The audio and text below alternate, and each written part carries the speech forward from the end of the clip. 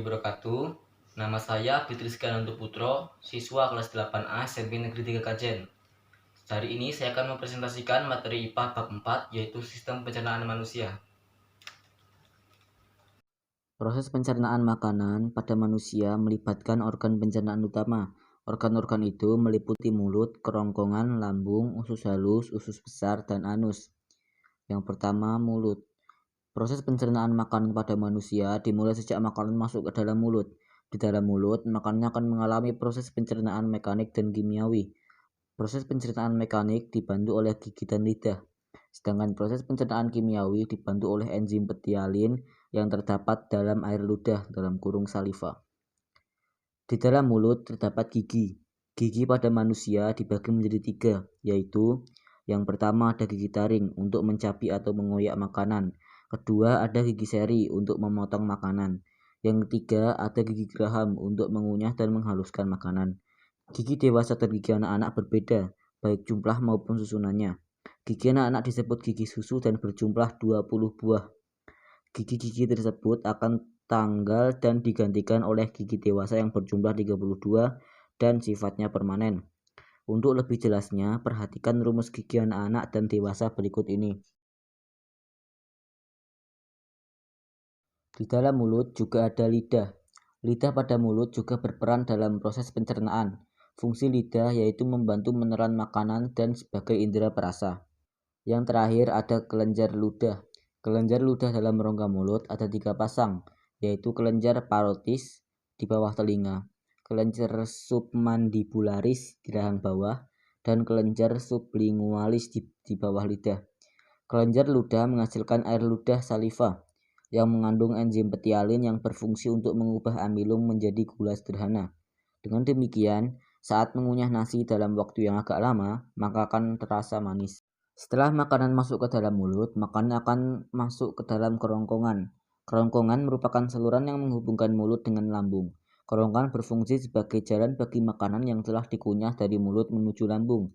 Makanan dari mulut didorong ke lambung melalui gerakan peristaltik oleh dinding kerongkongan.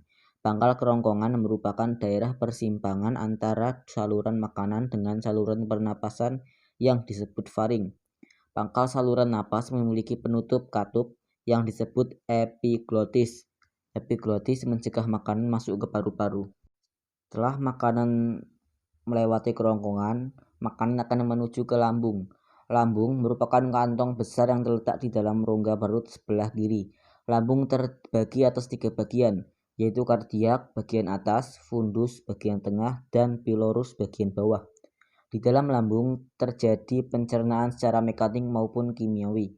Pencernaan mekanik dilakukan oleh otot dinding lambung yang meremas makanan, sementara pencernaan secara kimiawi dilakukan oleh getah yang dihasilkan dinding lambung. Getah lambung mengandung 1. Asam klorida (HCl) yang berfungsi membunuh kuman yang masuk bersama makanan, mengasamkan makanan, dan mengaktifkan pepsinogen menjadi pepsin. Kedua, enzim renin berfungsi menggenapkan kasein (protein susu). Yang ketiga ada enzim pepsin berfungsi memecah protein menjadi pepton. Makanan yang telah dicerna dalam lambung akan menjadi seperti bubur yang disebut hime. Makanan umumnya bertahan selama 3-4 jam di dalam lambung. Makanan yang berserat bahkan dapat bertahan lebih lama. Makanan yang telah dicerna oleh lambung selanjutnya menuju ke usus halus. Setelah makanan berada di lambung, makanan akan menuju ke usus halus. Usus halus (intestinum) merupakan tempat penyerapan sari-sari makanan. Usus halus terdiri atas 3 bagian, yaitu usus 12 jari (duodenum), usus kosong (jejunum), dan usus penyerapan (ileum).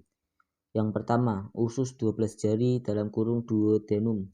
Duodenum merupakan bagian pertama dari usus halus dan terletak paling dekat dengan lambung.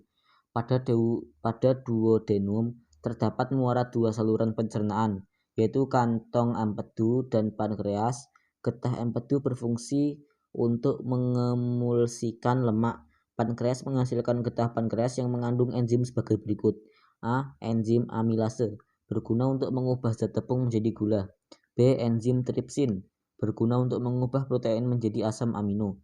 C. Enzim lipase berguna untuk mengubah lemak menjadi asam lemak dan gliserol. 2. Usus kosong, jejunum. Jejunum merupakan tempat pencernaan terakhir sebelum sari makanan diserap. Pada dinding jejunum dihasilkan getah usus yang mengandung lendir serta enzim erepsin, lipase, dan enterokinase. 3. Usus penyerapan (ileum). Makanan yang telah menjadi sari makanan selanjutnya akan diserap oleh ileum. Ileum merupakan bagian terakhir dari usus halus. Permukaan sebelah dalam ileum membentuk lipatan-lipatan yang disebut jonjot usus (villi). Adanya lipatan atau jonjot-jonjot pada dinding usus penyerapan ini berfungsi untuk memperluas bidang penyerapan. Hasil akhir proses pencernaan zat makanan yang diserap oleh ileum yaitu A. Karbohidrat diserap dalam bentuk glukosa. B. Protein diserap dalam bentuk asam amino. C. Lemak diserap dalam bentuk gliserol dan asam lemak. D. Mineral dan vitamin langsung diserap tanpa proses pencernaan. Setelah diserap, sari makanan akan diangkut oleh sel darah merah dan diedarkan ke seluruh tubuh melalui pembuluh darah dan pembuluh kil. Glukosa dari karbohidrat dan asam amino dari protein akan diserap oleh jonjot usus menuju pembuluh darah, sedangkan asam lemak dan gliserol akan menuju ke pembuluh kil. Setelah usus halus, ada juga usus besar.